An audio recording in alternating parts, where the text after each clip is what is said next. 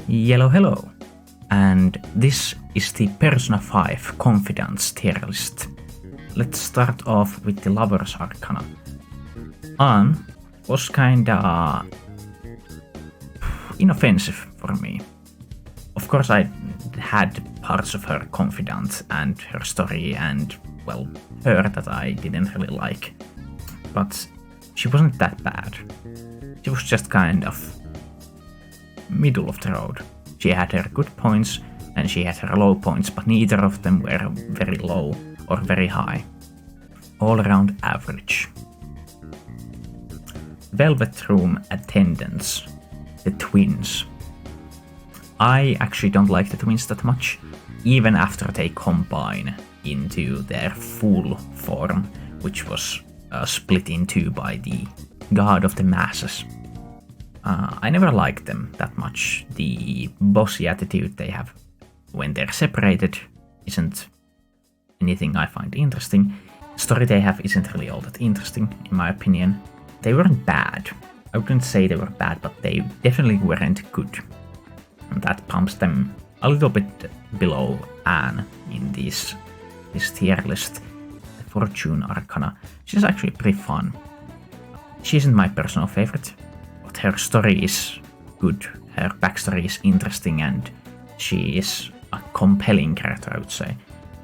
When somebody says that she's their favorite from Persona 5 or just Persona in general, I can get behind that. I can understand why she would be.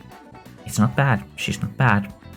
She's not, in my opinion, that great, but she is one of the better confidants in this game. The Hermit Arcana, our computer nerd Futaba. Darling to others, hated by others. Didn't mind her much. She had her annoying moments. I definitely don't like her as much as other people. But I would say she is in the same line as Anne. She's just mediocre. She isn't all that great, she isn't all that bad. Goro, I haven't played Persona 5 Royal, so I don't know if he has changes in there or how many things change about him. But in Persona 5, the base game, he was one of the confidants that developed automatically. You couldn't seek Goro out, you couldn't hang out with him, but he would sometimes come around and talk to you and the confidant would go up. Now, I don't like Goro. I can't get behind his whole spiel. I just don't like him. I don't see the appeal in him and I don't see why people like him. He's like the opposite of Mifune. Mifune I don't personally like, but I can see why people like her. Akechi I personally don't like, and I can't see why people like him. Also, I don't get why people say that he's a wildcard like Joker. Now, there might be some additional support to this in Royale, but in the base game, his persona is always Loki. And I don't understand how people don't get that. Because it wasn't that he switched his persona to the Loki when he switched his outfit and revealed himself. It was that his persona was Loki the whole time. Loki was just transformed, like Loki does, like he was hidden behind a layer of glamorous disguise. That was something people at least used to talk about. Haru Okumura. She wasn't that bad, but she wasn't good either. Don't really like her, to be honest. She's not the worst, not by a long shot, but she isn't good either. Now, Hifumi. Hifumi is probably, if not my favorite, one of my favorite confidants in this game. She's just... I'm so disappointed that she wasn't a Phantom Thief, because that was the original plan. Hifumi was planned to be a member of the Phantom Thieves, but she was eventually cut. Igor. because this is a confidant list, this is supposed to be Igor when the god was pretending to be Igor. And I have to say, I really liked his deep, gravelly voice. He wasn't there that much. He gave more space to the attendants. It's too bad that the attendants didn't really, land it for me. But I think Igor did his job. Well, the god pretending to be Igor did his job. There isn't much to say about him. He isn't really all that interesting. He's still one of like a good character, and he did his job well, but I wouldn't say I like him that much. Iva is an interesting character with a lot of backstory and, well, a lot to do and a lot for you to do for him. Iva was in the beginning a kind of disgruntled helping hand. It was a give and take relationship where you gave Iva a chance to, well, do what he needed, and Iva gave you the supplies you needed.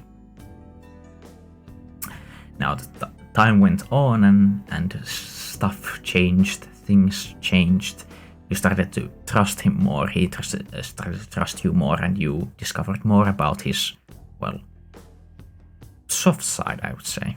How he was a part of the Yakuza and how he left the family to care for a child. Not his own child, just a child that was dumped to them. And that honor that he has even in the last moments of his confidant story, where he is kind of on the back foot, but he still upholds his honor, like in an old-fashioned way, I would say. It's respectable. He's a respectable man, even if a bit shady. But I enjoyed him. He was fun. Okay, then we have the teacher/maid of the Temperance Arcana. Sadao Kawakami Temperance Arcana. I remembered that right. The confidant if you want to play Persona 5 optimally, immediately after you unlock the Temperance Arcana, you're supposed to try and max it, just because the massage thing you unlock by increasing the confidant rank is just so good, because, well, it's a person game. Time is important, and that saves you time. Also, the thing about giving more time in class for you to craft your infiltration tools is also a way to save time. But yeah, her story is kind of... I didn't get the cathartic feeling I got out of a lot of the confidant stories out of Sadao's story. Yeah, I punished the abusive uncle and aunt of that student that died. But it wasn't that cathartic. I didn't get to spit in their mouth as much as I wanted. But it was all around good, and it got me invested pretty quickly. Makoto. Makoto is one of my favorites. Makoto, she's just fucking cool. She rocked up on her motorcycle and her fucking gauntlets and smacked some fucking shadows away. I think having a hard time understanding others' emotions is a relatable thing. Feeling the expectations of a parental figure, which Sai is to Makoto, is also relatable. Deeply relatable to me. It's a part of the reason why I like Hifumi so much too. And, well, Makoto is just cool. She literally kicks and punches shadows. And she rides on a fucking motorcycle. Makoto is all around good. One of the best characters in Persona, I think. In Persona 5, I think. I don't know, is there anything else to say about her? I feel like I should say something else about her, but I can't wrap my head around it. I do like the serious, competent types in like fiction. If a character is serious and competent, it's appealing. And the fact that she doesn't understand emotions does bring that kind of gap moe into it. of like the competent character failing to understand things. Stuff like that. Okay, we have the brat in a cat. Our magician. Morgana. Morgana is... I don't hate Morgana as much as everybody else seems to. I actually like Morgana quite a bit. There's just one glaring flaw, and it's the Okumura arc. In the Okumura arc, Morgana becomes a little shit. Anytime else, she was pretty decent. I understand why others found her annoying, but I found her decent enough. But during the Okumura arc, he became like a thorn in my side, thorn in everybody's side, and soured my mouth. The Okumura arc is obviously the worst part of Persona 5. And in the end, it isn't even that bad. Like, it's only the worst because it's fucking Persona 5. Persona 5, that's it's just such a banger game that like a little stumble like the Okumura arc becomes a glaring flaw because it's marring the almost perfect face of the game. And the one who bears, like, I would say the most consequences for that is Morgana, unfortunately. Ichigo, our devil. I'm probably not the odd one out here when I say that she wasn't all that interesting. She's just kinda meh. I don't hate her as much as other people seem to do. She seems to be like the Persona 5's punching bag when it comes to characters that people don't like. I just kinda found her uninteresting. Ryuji. Ryuji being our friend number 1 in this game, filling in Junpei's and Yosuke's roles from 3 and 4. Is fine, is fun, but it's more of the problem that he's supposed to be the friend number 1 and he feels that role, and he does a lot of the similar things that Junpei and Yosuke do, with they flirt into girls and all that stuff that I just don't like. I really don't like that stuff. And that hurts him. He's not bad, but he isn't good either. Sae. I really like Sae. She is, for really similar reasons as Makoto, she's one of my favorite characters. Now, she is kind of the other side of Makoto in the fact that Sae's problem wasn't the pressure from a parental figure, but the pressure she put upon herself and the blatant discrimination she had in her field. And it's an unfortunate truth, even today, that in Japan and in many other countries, the police force and the justice system are a male-oriented field. And it's really hard for women to be competitive in that field and not be pushed down by blatant discrimination. I think most people understand her struggle and why she, throughout the story of the game, well, becomes what she does become. What's good is that the Phantom Thieves are there to help her out in her darkest moment, like she is there to help them out in their darkest moment. It's also a good feeling in one of these Persona games where it feels like the fate of the world is thrust upon the shoulders of, well, children. They're teens, they're children. So it's good in these kind of games to see those adult characters that take responsibility and take action.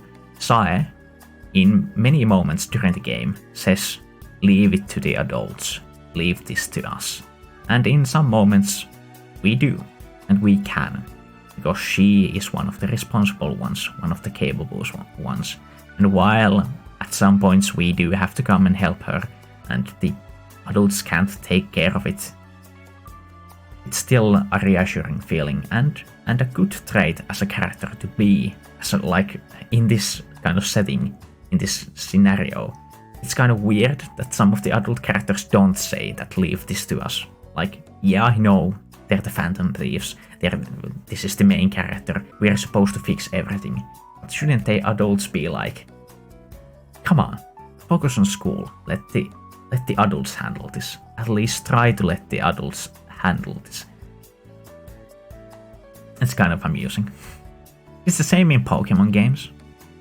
It's kind of weird that some crazy old evil is awakened by some evil organization, and the one who has to take care of it is a fucking 10-year-old with his favorite Pokemons. So having an adult there to be like, don't worry, I'll take care of this it's good. Okay, get smoked. I really don't like the kid. I just don't like children at all.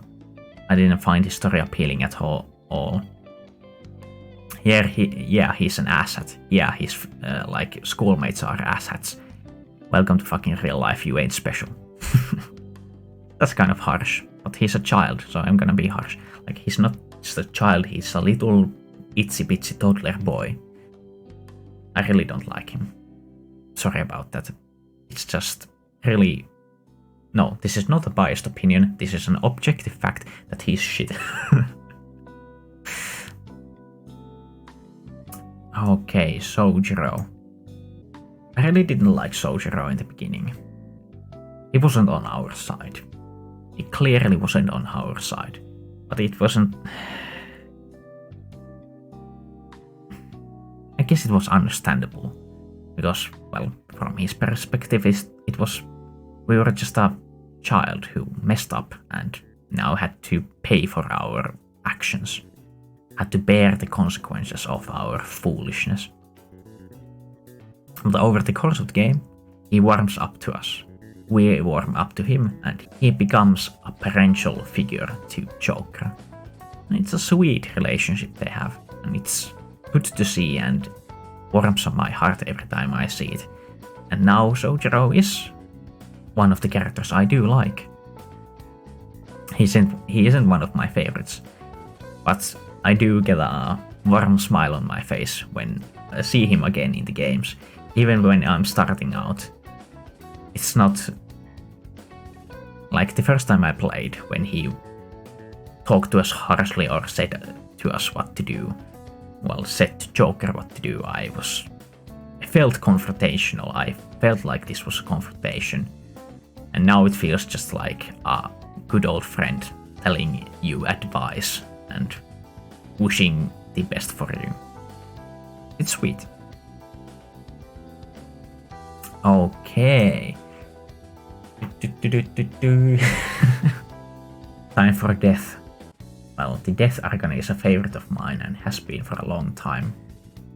Tae Takemi, the death Arcana, the helpful doctor around the corner, keeping us safe and healthy, patched up. She's one of my favorite characters. She's like sharing the top spot with Hifumi right now. And I don't really know which one I like more. Because before I met Hifumi, well, she was the uncontested favorite character I had before I met Hifumi, and then things got complicated because I don't know which I like more. The struggling intellectual Hifumi and the struggling intellectual Takemi. I like smart people in general because I'm fucking stupid. I need a fucking guiding hand here. I can't do jack shit by myself. Tae's story is one of the examples where I feel like I get that catharsis. I feel like I can get to spit in the mouth of the people who wronged Tae enough. While her story is good, I think actually the best thing about Tae is her personality. The dry humor she sometimes has, and the almost dismissiveness she has for us. She's all around cool. She permeates a cool energy.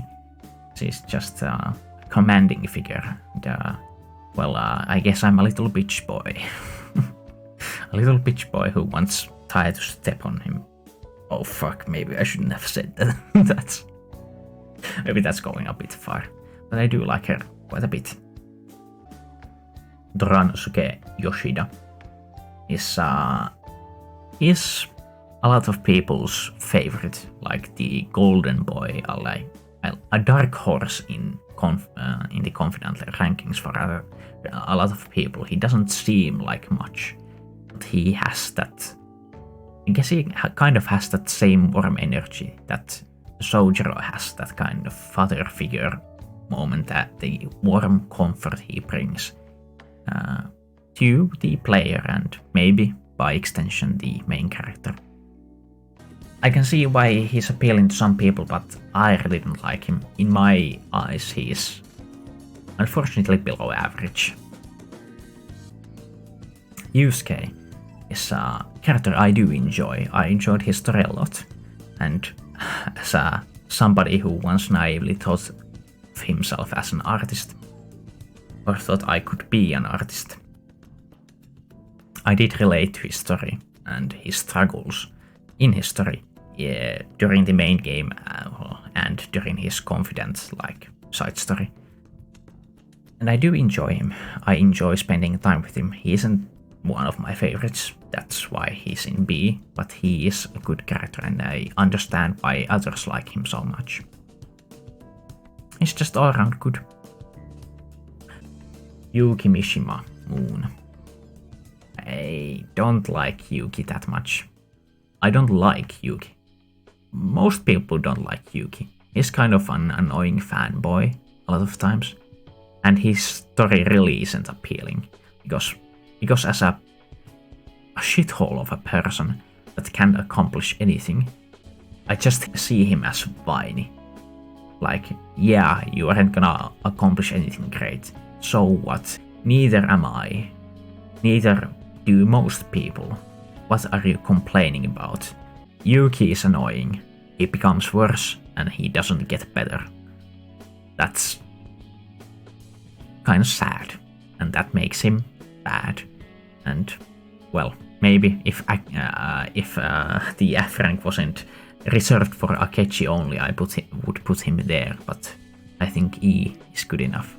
There's nothing subjective about this tier list at all, so if you disagree with my opinions, no, my objective statements, fuck you, because this is right and you are wrong. There's no counter argument that is good enough to say that any of these characters should be anywhere else but where they are on this tier list. Now, shut the fuck up and go to bed. Anyhow, if you watched all of this, I question your mental sanity, but if you did, please kill me. Now. Do it. Please. I beg of you. Anyhow, see you next time.